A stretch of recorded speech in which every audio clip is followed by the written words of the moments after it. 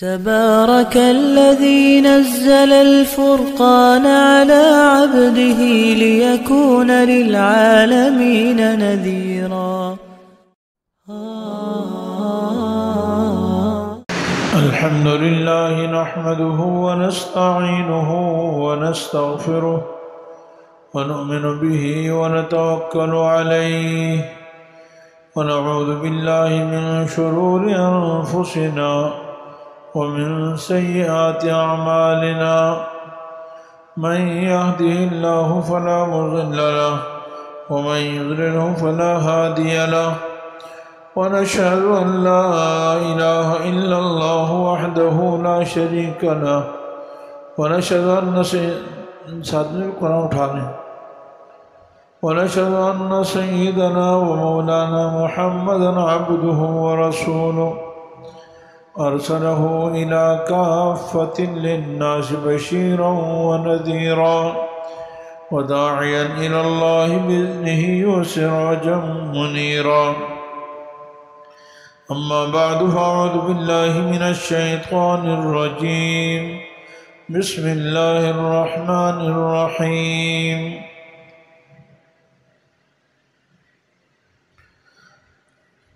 يا أيها الناس كلوا مما في الأرض حلالا طيبا.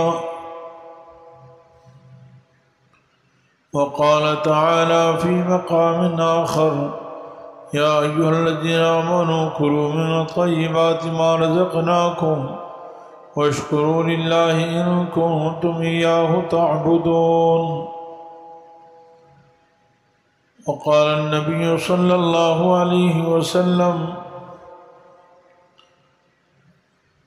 إن الله طيب ولا يقبل إلا طيبا.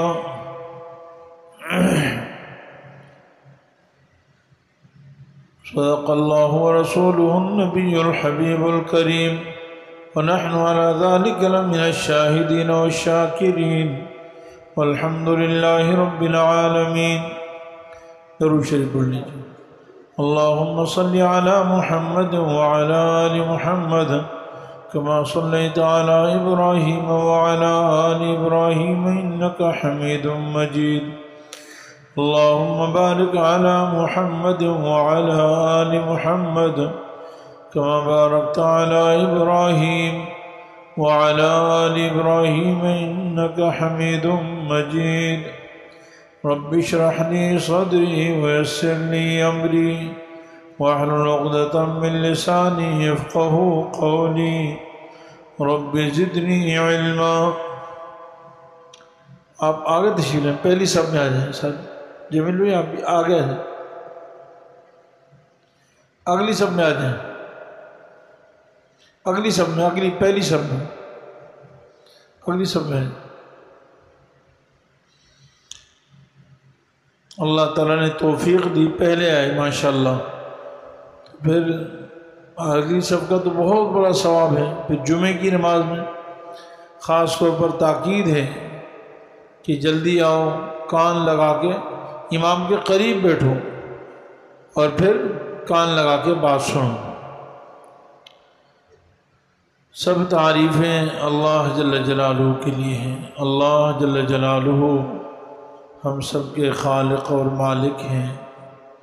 اللہ جل جلالہ ساری کائنات سے بڑے ہیں. اللہ جل جلالہ ہمیشہ سے ہیں اور ہمیشہ رہیں گے. اس پر زوال نہیں ہے. ساری کائنات اللہ تعالیٰ کی محتاج ہے اور اللہ تعالیٰ بے نیاز ہے.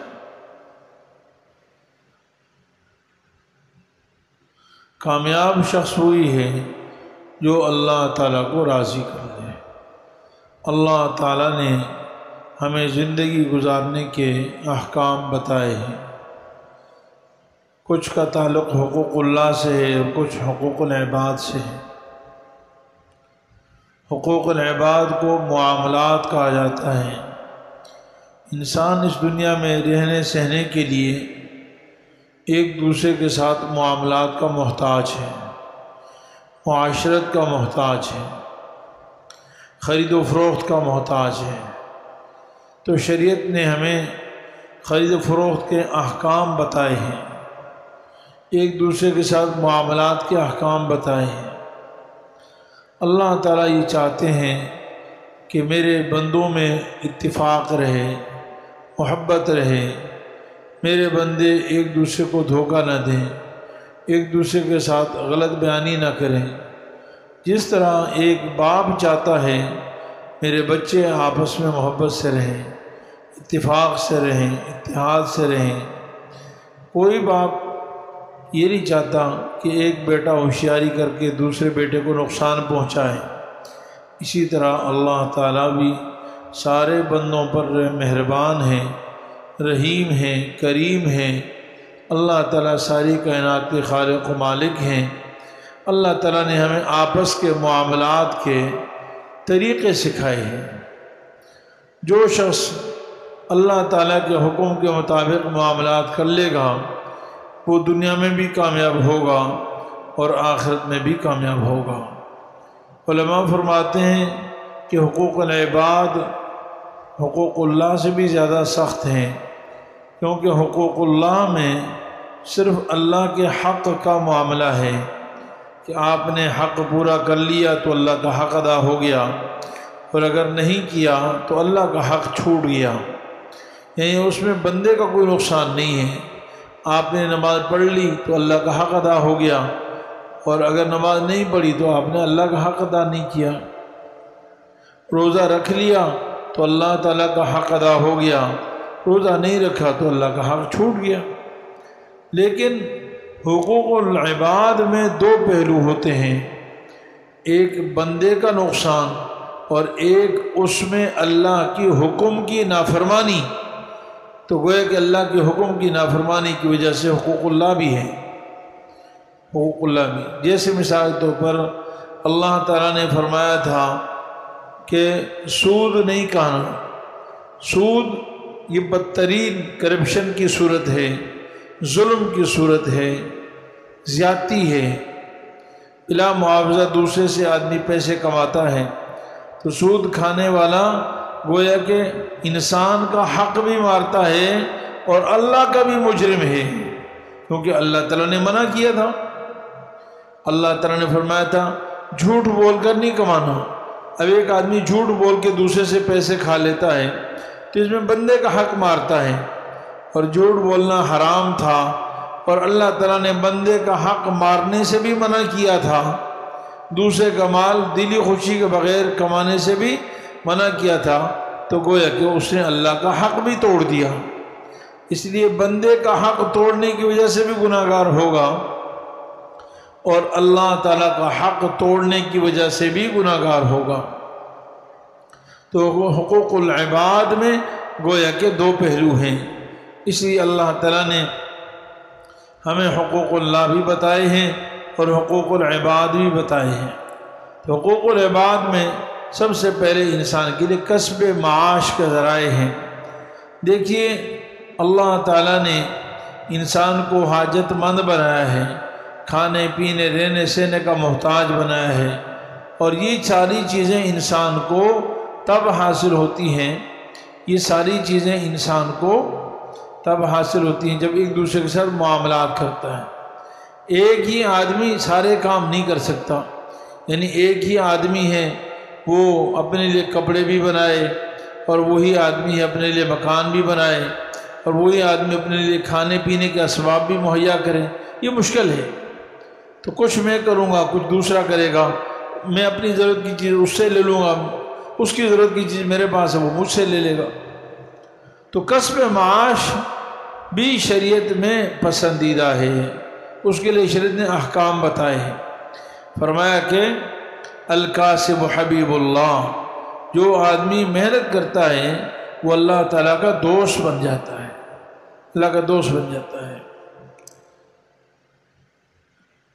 دنیا میں مختلف معاشی نظام ہیں، سرمایہ دارانہ نظام ہے، کمیونسٹ نظام ہے، لیکن اسلامی معیشت یہ سب سے بہترین نظام معیشت ہے۔ سرمایہ دارانہ نظام میں یہ کہا جاتا ہے کہ ہر آدمی جیسے پیسے کما سکتا ہے کمائے، اور اس کا مقصود اصلی اور اس کی زندگی کا سارا محور پیسہ ہے۔ جو جتنا زیادہ پیسہ کما لے گویا کہ وہ کامیاب ہے، اور جو جتنا کم کمائے گا وہ ناکام ہے۔ جتنا پیسہ جمع کر سکتا ہے اس میں گویا کہ سراپا حرص ہے، ہوس ہے، لالچ ہے، اور ایک دوسرے کا کسی بھی طریقے سے آپ پیسہ کما سکتے، بس جبر نہ ہو، ڈاکہ نہ ہو، بس اتنا سا ہے۔ باقی آپ جیسے بھی چالاکی کر کے، دھوکہ دے کر، رشوت کے ذریعے سے، جوئے کے ذریعے سے، کسی بھی ذریعے سے آپ کما سکتے۔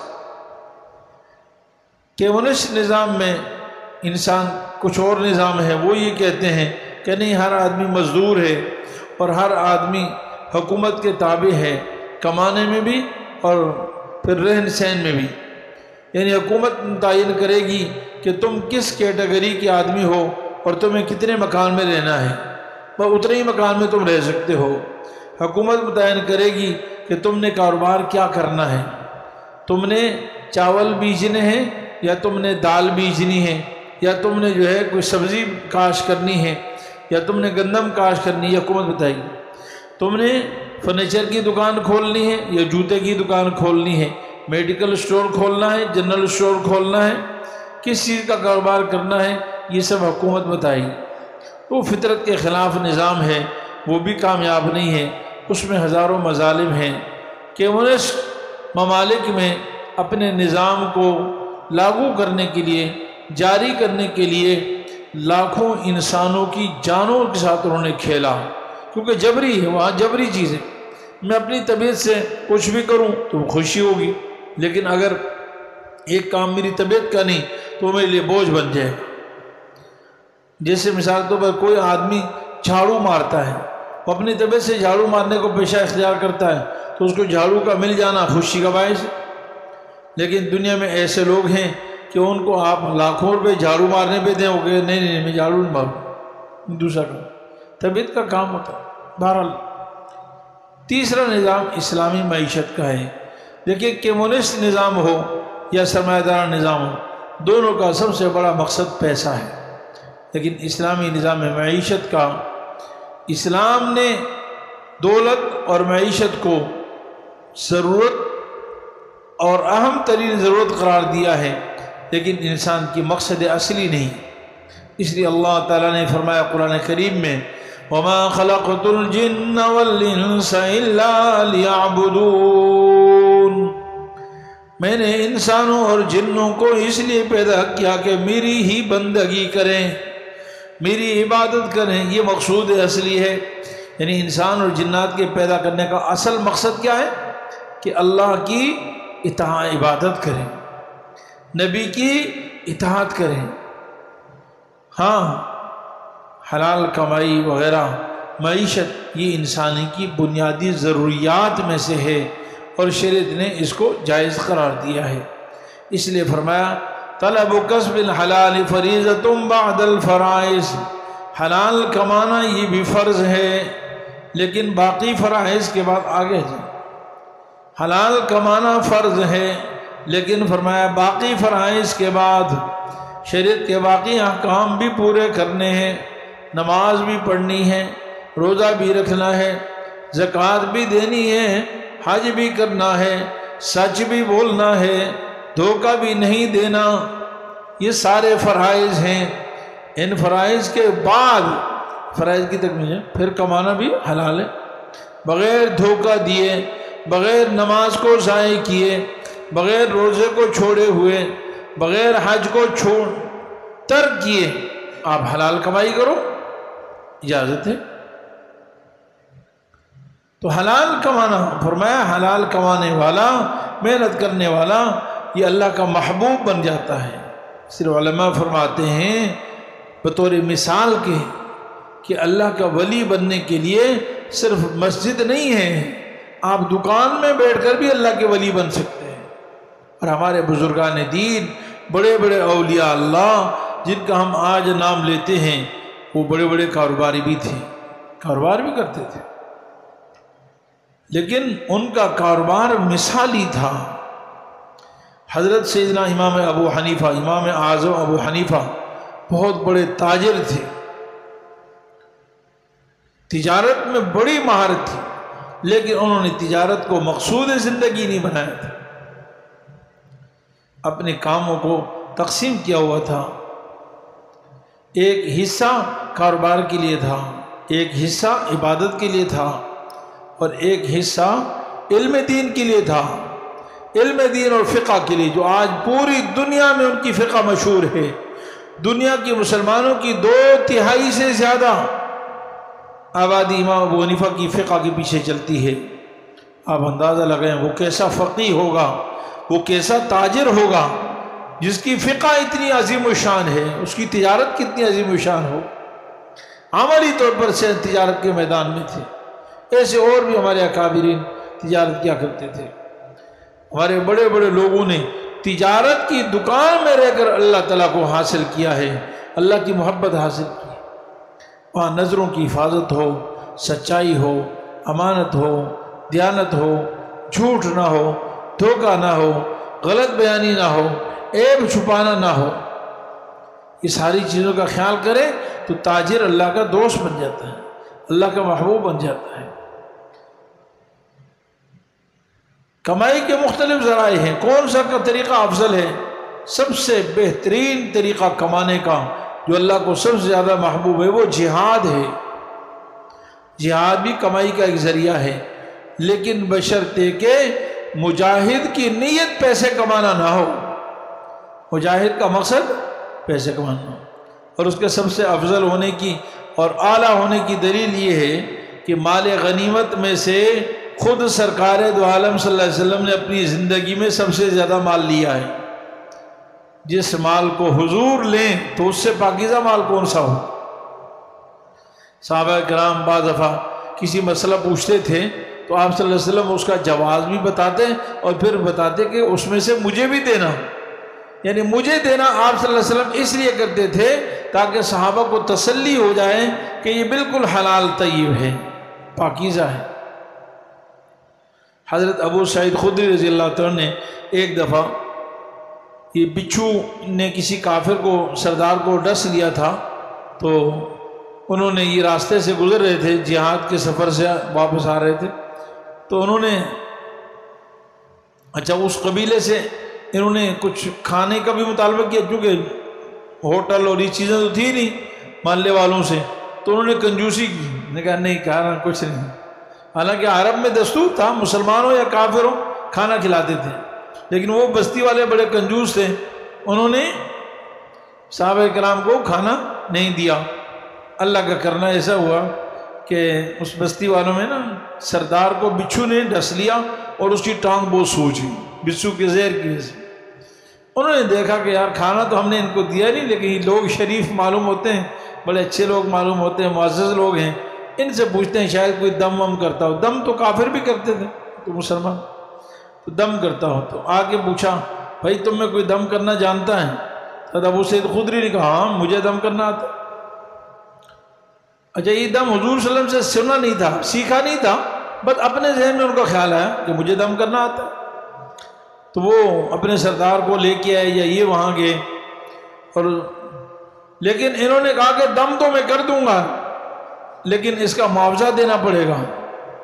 تو انہوں نے یہ طے کیا کہ ہم بکریوں کا ایک پورا ریوڑ دے دیں گے، سردار کی ٹانگ کا مسئلہ ہے، بکریوں کا پورا ریوڑ طے کر لیا، بکریوں کے ایک دم پہ۔ اب تو ہم معذرت کے ساتھ دم پہ کوئی پیسے لیتا ہو نا تو ہم کہتے ہو پیسے، ڈاکٹر پیسے لے تو ہم کہتے اس کا حق ہے، لیکن کوئی دم پہ اہل حق کی بات کرو کہ نہیں پیسے لیتا ہے، نہیں وہ سچا نہیں، یہ صحابہ کی بات کرو۔ تو ایک ریوڑ طے کیا کہ ریوڑ دیں گے، انہوں نے کہا ٹھیک ہے۔ حضرت ابو سعید خدری رضی اللہ عنہ نے دم کر دی، اور دم کیا حدیث میں آتا ہے حضور صلی اللہ علیہ وسلم پوچھا بھائی تم نے کیا دم کیا تھا؟ کہتے سورہ فاتحہ 7 دفعہ پڑھ کے دم کر دیا، سورہ فاتحہ 7 دفعہ، اور وہ ٹھیک ہو گیا، انہوں نے پورا بکریوں کا ریوڑ دے دیا۔ حضرت ابو سعید خدری رضی اللہ عنہ نے فرمایا کہ میں تو اب اس کو استعمال نہیں کروں گا جب تک رسول اللہ صلی اللہ علیہ وسلم سے پوچھ رہا ہوں۔ تو حضور صلی اللہ علیہ وسلم کی خدمت میں حاضر ہوئے، حضور صلی اللہ علیہ وسلم کو سارا قصہ سنایا، تو حضور صلی اللہ علیہ وسلم بہت خوش ہوئے اور بہت مسکرائے، اور فرمایا رسول اللہ میں نے اس لیے ان سے یہ ریوڑ لیا ہے کہ وہ بڑے کنجوس تھے، ہمیں مہمان نوازی نہیں کی، تو آپ صلی اللہ علیہ وسلم فرمایا بالکل صحیح کیا آپ نے، اور وہ تمہارے لیے حلال ہے، اور ان بکریوں میں میرا بھی حصہ رکھنا۔ تو میں عرض کر رہا تھا آپ صلی اللہ علیہ وسلم کو جو چیز سب سے زیادہ یعنی حلال ہوتی ہے تو اپنا حصہ بھی بیچ میں رکھتے تھے تاکہ صحابہ کو اطمینان ہو جائے۔ تو سب سے بہترین کمانے کا ذریعہ جہاد ہے، لیکن مجاہد کی نیت یہ نہیں ہونی چاہیے کہ میں جہاد اس لیے کر رہا ہوں کہ مجھے مال غنیمت مل جائے۔ صحابہ کرام نے پوری زندگی جہاد کیا اور بہت مال غنیمت ملتا تھا، اور صحابہ کرام میں رسول اللہ صلی اللہ علیہ وسلم تقسیم فرماتے تھے، لیکن سب سے پہلے اس میں سے ایک مخصوص حصہ حضور صلی اللہ علیہ وسلم اپنے لیے لیتے تھے، بیت المال کے لیے الگ لیتے تھے اور حضور صلی اللہ علیہ وسلم اپنے لیے الگ لیتے تھے۔ اس کو کہتے ہیں صفی عربی زبان میں۔ وَاعْلَمُوا أَنَّمَا غَنِمْتُم مِّن شَيْءٍ فَأَنَّ لِلَّهِ خُمُسَهُ وَلِلرَّسُولِ، جو تمہیں مال غنیمت ملتا ہے سب سے پہلے تو اس کا 5واں حصہ بطور زکوٰۃ، اس کو خمس کہتے ہیں، جیسے زکوٰۃ دیتے ہیں ایسے خمس ہوتا ہے۔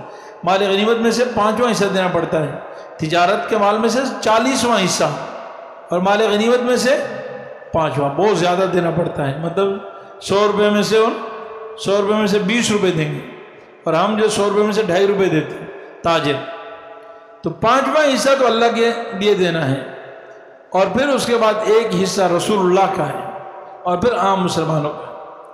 یہ سب سے بہترین پاکیزہ مال ہے، کیونکہ خالص ایمان والوں نے جنہوں نے اسلام کی سربلندی کے لیے جان ہتھیلی پہ رکھی، اور پھر اس کے بدلے میں اللہ نے انعام بھی دیا، دنیاوی انعام دیا، اور آخرت تو ہے ہی انشاءاللہ۔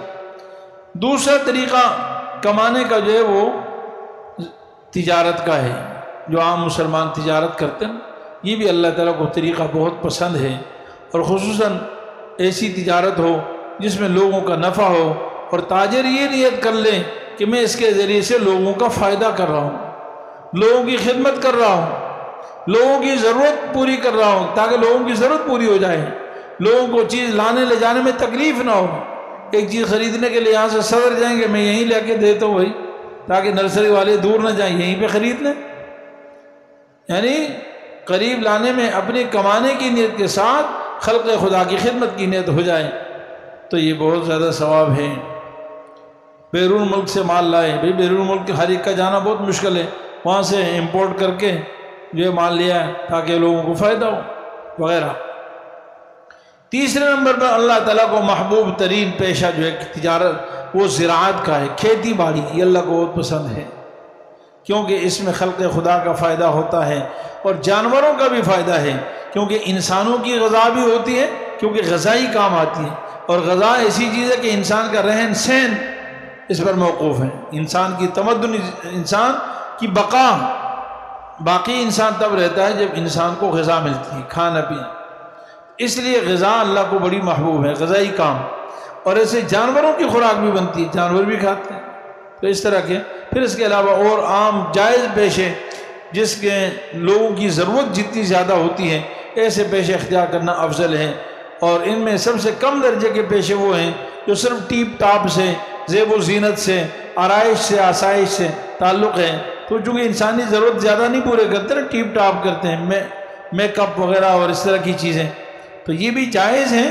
اگر اس میں غلط نہ ہو، کوئی گناہ کی بات نہ ہو، کوئی اللہ کے حکام کو نہ توڑا جائے۔ بہرحال پیشہ آپ کوئی بھی جائز اختیار کریں، پیشہ تو آپ کوئی بھی جائز اختیار کریں، لیکن بھائی اس کے لیے ضروری یہ ہے کہ وہ حلال ہو، بنیادی چیز ہے۔ رسول اللہ صلی اللہ علیہ وسلم نے فرمایا ان اللہ طیب ولا یقبل الا طیبا، اللہ پاک ہیں اور پاک چیز کو پسند فرماتے ہیں، یعنی پاک چیز کھانا پسند فرماتے ہیں، پاک چیز صدقہ کرنا پسند فرماتے ہیں، پاک چیز استعمال کرنا پسند فرماتے ہیں، یعنی ہر طرح سے ہر پاک ہی پاک ہو اللہ تعالیٰ۔ یہ نہیں جیسے آپ چاہتے ہیں کہ آپ کا بندہ، آپ کا بیٹا، آپ کا چھوٹا سا بچہ گندگی میں لت پت ہو، آپ چاہتے ہیں بھائی کوئی چاہتا ہے کہ میرا بیٹا گندگی میں، گندا کپڑے، بدبودار یہ چیزیں نہیں چاہتے نا بھائی، تو اللہ تعالیٰ بھی اپنے بندوں کے بارے میں یہ نہیں چاہتے کہ وہ گند کھائیں،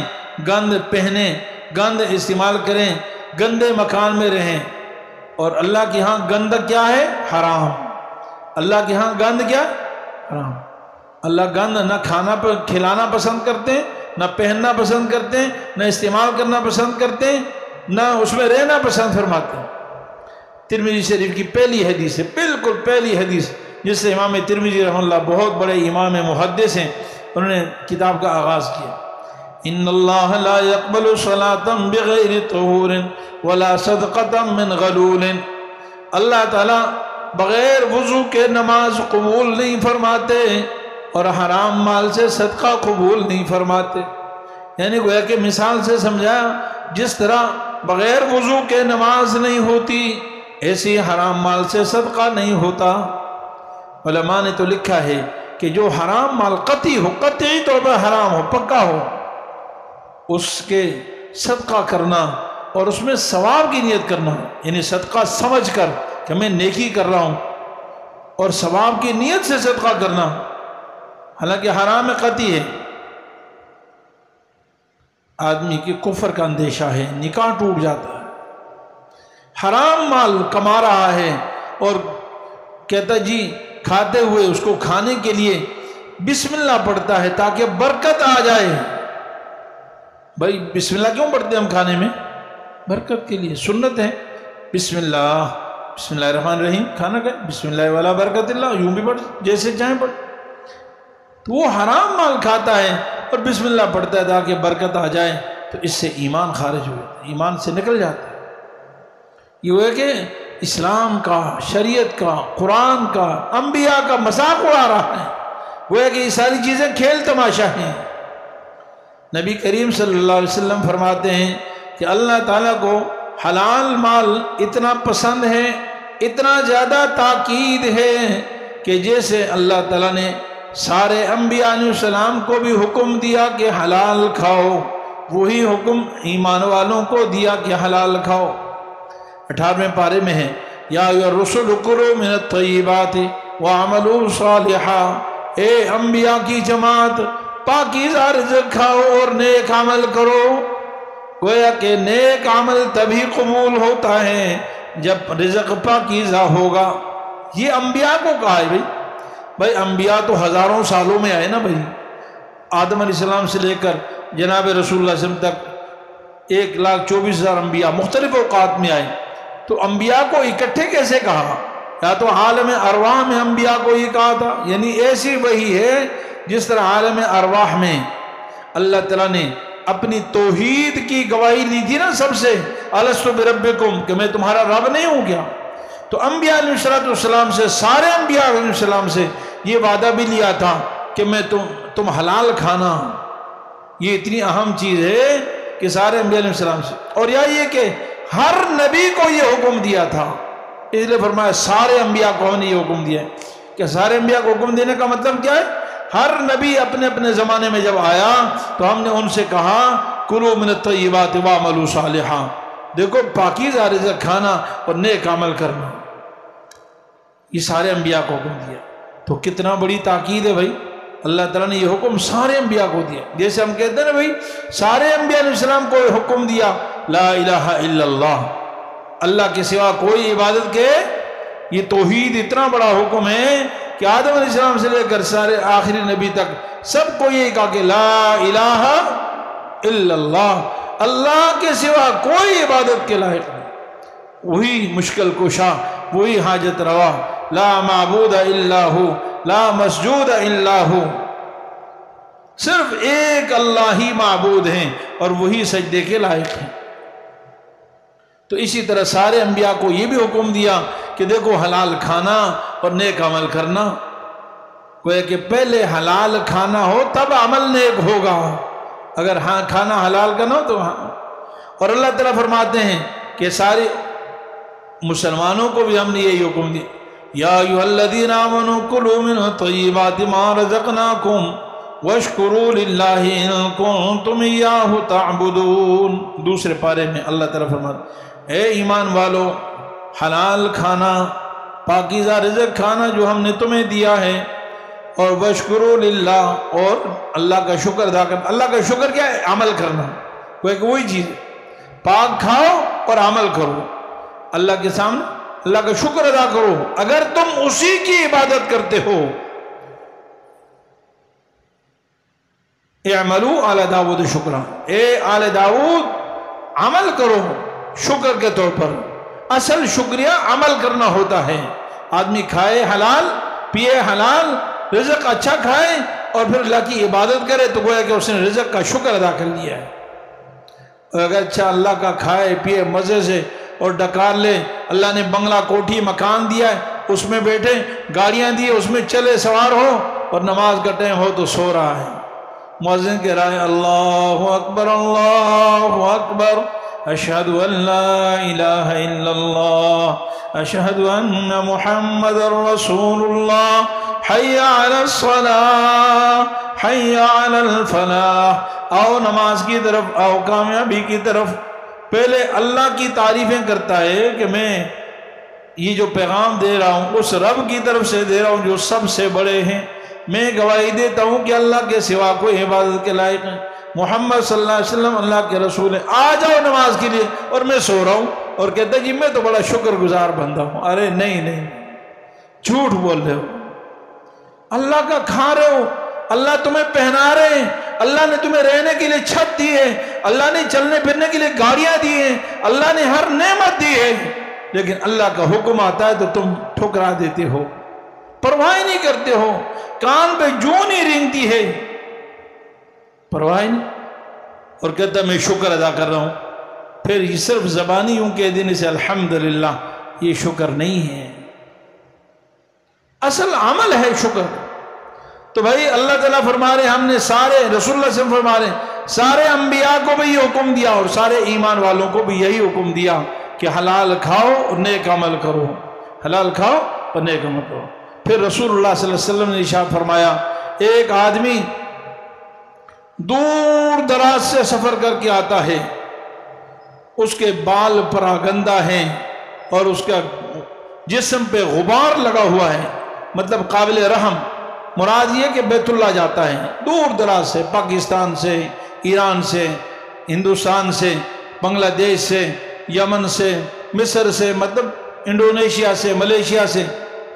اور پہلے زمانے میں تو سفر سارے وہ تھے نا گھوڑوں پہ سفر یا پیدل سفر، تو دور دراز سے سفر کر کے آتا ہے، اس کے بال پراگندہ ہیں اور جسم پہ غبار لگا ہوا، غبار آلود ہے، اور پھر آ کر عجز و انکساری کے ساتھ رو رو کر ہاتھوں کو بلند کر کے یوں دعائیں مانگتا ہے، یا رب یا رب۔ فرمایا کہاں اس کی دعا قبول ہوگی، اس کا کھانا حرام کا، اس کا پینا حرام کا، وَمَلْبَسُ حَرَامٌ، اور اس کا لباس حرام کا، اس کی غذا حرام، اس کا پانی حرام، اس کا لباس حرام کا، فَأَنَّا يُسْتَجَابُ لِذَالِكَ، کیسے اس کی دعا قبول ہو سکتی ہے؟ یعنی ایک آدمی دور دراز سے سفر کر کے بیت اللہ جاتا ہے اور میزاب رحمت کے سامنے اور حجر اسود کے سامنے کھڑا ہوتا ہے، ملتزم پہ کھڑا ہے، گرد آلود ہے، غبار آلود ہے، قابل رحم ہے۔ بھائی احرام کی حالت میں تو ویسی صفائی ستھرائی پسندیدہ نہیں نا بھائی، پہلے آپ صفائی ستھرائی کر لو پھر میلا کچیلا اللہ کو پسند ہے، لیکن گویا کہ احرام باندھ کر بیت اللہ چلا گیا، ملتزم پہ چپکا ہوا ہے، میزاب رحمت کے نیچے ہے، اللہ سے دعائیں مانگ رہا ہے، گر گرا کر دعائیں مانگتا ہے، لیکن اس کی دعا قبول نہیں ہوگی۔ تو بیت اللہ میں احرام باندھ کر جائے، دعا قبول نہیں، تو نرسری کی مسجد میں آگے کہاں سے دعا قبول ہوگی بھی؟ دعا نہیں قبول۔ دعا قبول ہونی ہے تب جب حلال کھائے گا، حلال پیے گا، کسی کا حق نہیں مارے گا، حلال کھا کر، حلال کما کر، حلال کپڑا پہن کر، حلال مکان میں رہتے ہوئے پھر مسجد آ جائے، انشاءاللہ پھر فوری دعا قبول ہوگی، گھر میں بھی دعا قبول ہوگی، جب مسجد آئے گا تو مسجد میں بھی دعا قبول ہوگی، اور حرم جائے گا تو اور زیادہ دعا قبول ہوگی۔ تو اس لیے میرے عزیز بھائیو دوستو، اللہ تعالیٰ نے حلال کھانے کا بڑا حکم فرمایا ہے۔ آپ صلی اللہ علیہ وسلم نے ایک حدیث میں فرمایا قیامت کی نشانیوں میں سے ایک نشانی یہ ہے کہ لا یبال المرء من این اخذ، اس کسی آدمی کو یہ پرواہ نہیں ہوگی کہ کہاں سے مال آ رہا ہے، کہاں سے آ رہا ہے، بس آنا چاہیے، آنا چاہیے، بڑھتا جائے، 1 سے 2، 2 سے 4، 4 سے 6، یہ ہو بس، باقی آتا کہاں سے اس کی پرواہ نہیں ہے۔ یہ قیامت کی نشان، جیسے ناچ گانے قیامت کی نشان، عریانی فحاشی قیامت کی نشانی میں سے، زناکاری کا عام ہونا قیامت کی نشانیوں میں سے، والدین کی نافرمانی کرنا قیامت کی نشانیوں میں سے ہے، بیوی سے محبت اور اپنے جو والدہ سے نفرت، اور اسی طرح دوستوں سے محبت، والد سے نفرت، یہ قیامت کی نشانیوں میں سے ہے۔ ایسے قیامت کی نشانیوں میں سے یہ ہے کہ آدمی کو کمائی کی فکر نہیں ہوگی، وہ پیسہ آئے بس، شام کو یہ گنتی کہ کتنے ہو گئے، اس میں سچ سے کتنے آئے، جھوٹ سے کتنے آئے، دھوکے سے کتنے آئے، غلط بیانی سے کتنے آئے، لوگوں کی بددعائیں لے کر کتنے آئے، یہ پرواہ نہیں ہے۔ بھلے ہم نے چیز بیچ دی، پیسہ آ گیا، گھر میں جا کر وہ گالیاں دیں، 10 دن بعد کہے کہ یار بڑا ظالم تھا، اس نے کیا دے دیا، اللہ اس کو غرق کرے۔ ہم کہتے ہیں ہمیں اس کی پرواہ نہیں، کرتا رہے وہ مرے گا جیے گا، ہمیں کیا بھائی، ہماری گارنٹی تھوڑا تھی، یہ کوئی ایسا ہم نے لوہا لاٹ چیز تھوڑا تھی، بس دے دی۔ تو میرے عزیز بھائیوں، اس کی فکر کرنی ضروری ہے کہ ہم جو بھی کمائیں حلال کمائیں، انشاءاللہ کوشش کریں گے نا بھائی، ہر ساتھی اس کی کوشش کرے کہ ہمارے رزق حلال ہو، کسی بھی طریقے سے وہ حلال کماتا ہے، زراعت کے ذریعے سے، ملازمت کے ذریعے سے، تجارت کے ذریعے سے، لیکن حلال کمائیں، جھوٹ نہ بولیں، حرام نہ ہو، دھوکہ نہ ہو، رشوت نہ ہو، سود نہ ہو، جس طریقے سے اللہ نے منع کیا اس سے بچ کر رہے، اور علماء سے اس کے مسائل پوچھیں، عالم نہیں بن رہے، چلو اپنے سے متعلق روزانہ ایک دو مسئلے کہ میں اس طرح کرتا ہوں یہ جائز ہے ناجائز ہے، اس طرح کرتا ہوں یہ جائز ہے ناجائز ہے، اس میں ناجائز کون سا ہے، جائز کون سا ہے۔ اللہ تعالیٰ اپنے فضل سے ہم سب کو شریعت مطہرہ پر عمل کرنے کی توفیق عطا فرمائے، اور ہم سب کو اللہ تعالیٰ رزق حلال وسیع نصیب فرمائے۔ وآخر دعوانا ان الحمدللہ رب العالمین۔ مفتی صاحب کے YouTube چینل کو سبسکرائب کیجئے اور ان کے تازہ بیانات کے ذریعے اپنی علمی، اصلاحی اور فکری آبیاری کرتے رہیے۔ جزاکم اللہ۔